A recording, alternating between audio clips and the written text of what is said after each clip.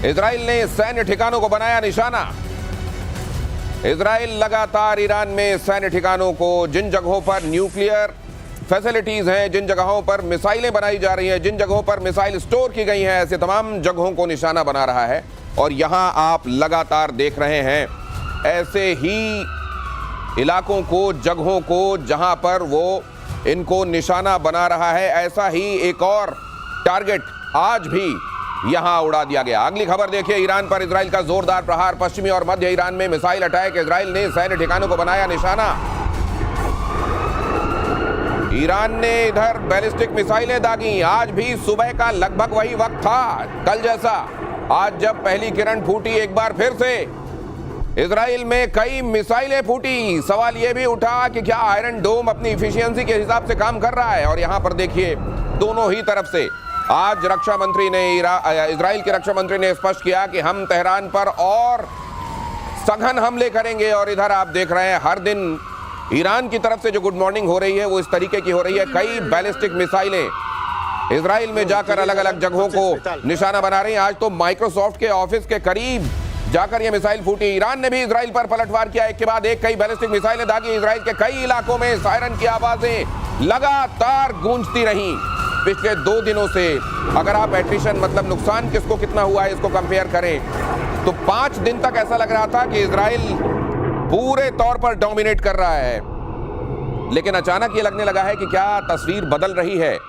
और यहां निश्चित रूप से अब लोगों के दिमाग में ये भी उमड़ घुमड़ रहा है कि अमेरिका, ये 2 हफ्ते की बात, कई लोग तो ये भी कह रहे हैं, जैसे अगर आप पश्चिम के अखबार पढ़ें, वॉल स्ट्रीट जर्नल जिसने पहली बार ये कहा कि शायद अब अमेरिका भी इसमें इन्वॉल्व होगा, ट्रंप ये मूड बना रहे हैं।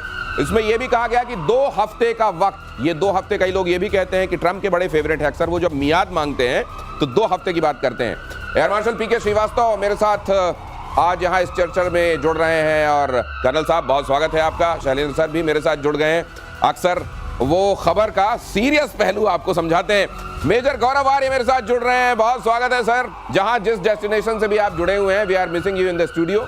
लेकिन पहले तो मैं ये जानना चाहता हूं कि ये अभी ये नाप जोख, ये जो पलड़ा ऊपर नीचे हो रहा है दोनों का, ये इसमें अब आखिरकार क्या अगले 2 दिनों 3 दिनों में कुछ सिनेरियो बदलेगा या इसी तरीके से गुड मॉर्निंग होगी ईरान की तरफ से? देखिए, मुझे ऐसा लगता है कि अब धीरे धीरे आप देखेंगे करीब 3-4 दिन के बाद कि ईरान के जो हमले हैं इजराइल के ऊपर, वो हल्के पड़ने शुरू हो गए हैं। देखिए, इनकी सप्लाई काट दी है। ईरान जो भी बनाता था वो भी खत्म हो रहा है। इजराइल की सप्लाई चालू है। वेस्टर्न वर्ल्ड पूरा का पूरा सप्लाई कर रहा है हथियार। तो देखिए, इजराइल की जो सप्लाई चेन है वो बरकरार है, लेकिन ईरान की सप्लाई चेन कट चुकी है।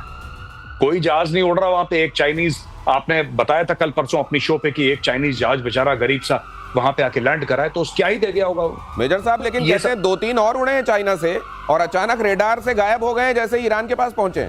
नहीं, बिल्कुल बिल्कुल आप ठीक कह रहे हैं। देखिए, मैं कह रहा हूं कि 50 जहाज भी आ गए, लेकिन वॉर में जो खर्चा होता है, जो एट्रिशन होता है इक्विपमेंट का, ये मेरे दोनों सीनियर हैं जो आपके शो में हैं, they are very much my senior, they will tell you कि जितना आप इंटेंसिटी वॉर की बढ़ती है उतना आपका वॉर वेस्टेज रिजर्व है या आपके और इक्विपमेंट है, मटेरियल है, मैन पावर है, उतनी तेजी से खर्च होता रहता है। वो आप कुछ नहीं कर सकते उसके बारे में। Simply Iran can not keep pace. Dinesh, Iran नहीं कीप पेस कर सकता है। और एक आखिरी बात मैं आपको बता दूं, इजराइल वहां पे मार रहा है जहां पे इनकी प्रोडक्शन फैसिलिटीज है, यानी कि जड़ पे मार रहा है। आप देखिए, ईरान कहता है हमने इस हेडक्वार्टर में मार दिया, वेरी गुड। ईरान कहता है हमने इस अस्पताल में मार दिया, एक्सीलेंट। हमने ये बिल्डिंग में मार दिया, यहाँ पे सॉफ्टवेयर हो रही। अरे, जहां पे इजराइल के हथियार एक्चुअली डेवलप हो रहे हैं, जहां पे उनकी न्यूक्लियर साइट्स हैं, वहां पे कितने अटैक करे कोई ये भी तो बताया हमें। ईरान वो भी तो, और आज इन्होंने कोशिश करी थी ईरान के फॉरेन मिनिस्टर को मारने की, बेचारा बच गया। नहीं, वहां से ईरान ने डिक्लेयर कराया।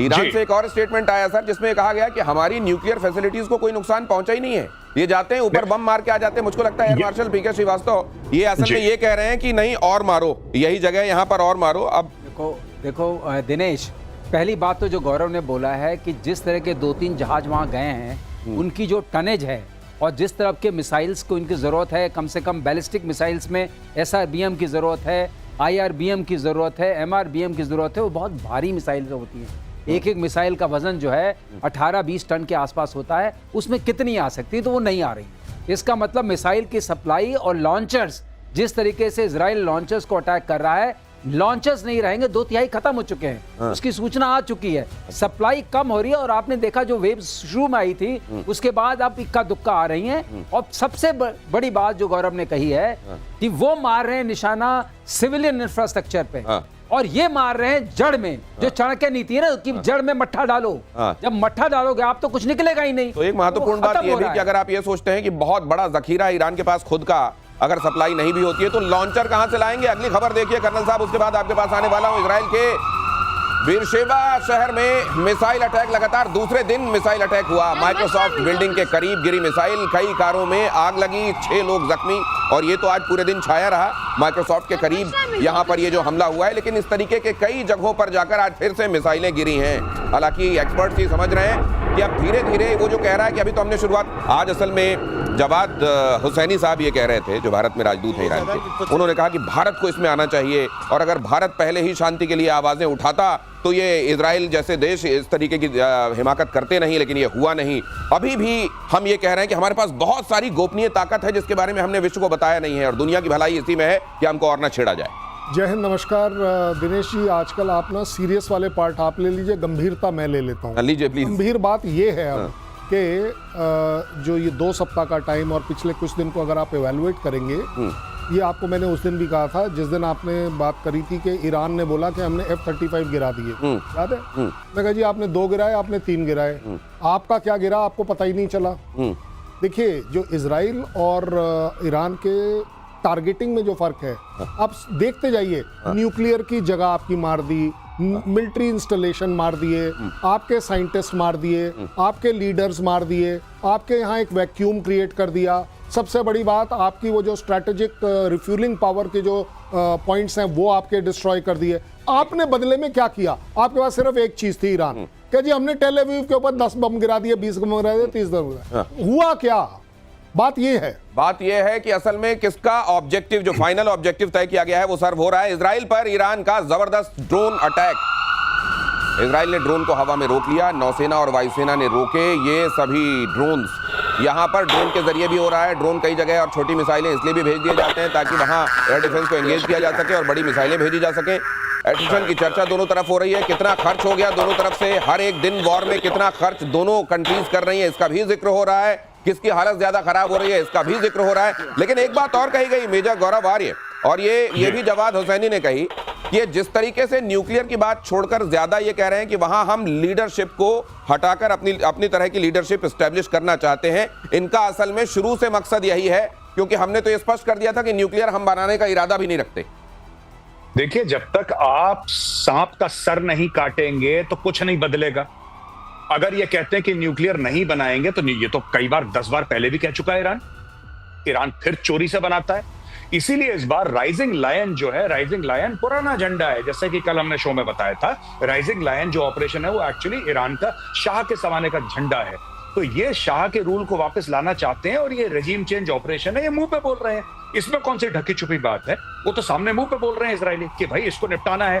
और जहां तक ये खमेनेई की बात है, इन्होंने मुंह पे ये बोला है कि हमें इसको निपटाना है, इसकी हत्या करनी है। साफ सीधी बात है। They say we want to kill him. अब इससे ज्यादा स्पष्ट कोई क्या हो सकता है कि ये कहते साहब न्यूक्लियर हम नहीं बनाएंगे। न्यूक्लियर तो बना रहे हैं, इनका अमाद प्लान था, अमाद प्लान इन्होंने बंद कर दिया जब इनको ये लगा कि अमेरिका ने इराक को इन्वेड कर दिया। इन्होंने बोला साहब हम तो बगल में, कहीं हम भी निपटा दिए जाएंगे। तो तब से ये बात चल रही है। फिर ये डूल टेक्नोलॉजी की बात आप ये कह रहे हैं कि इसमें कोई ऐसी बड़ी डिस्कवरी करके वो नहीं लाए हैं, एक्चुअली ऑब्जेक्टिव ये था। और अगर वो कह रहे हैं तो एक्चुअली उनको लेट रियलाइजेशन हो रहा है, होना यही था। अगली खबर आपको बता दूं, उसके बाद आ रहा हूं। इजराइल का ईरान के परमाणु सेंटर पर अटैक, इजराइल की बमबारी से तेहरान भी कांपा। परमाणु ठिकाने पर अटैक से भड़का ईरान, ईरान की सिक्योरिटी काउंसिल से एक्शन की मांग। ये देखिए जरा क्या हो रहा है यहाँ, तेहरान देख लीजिए। और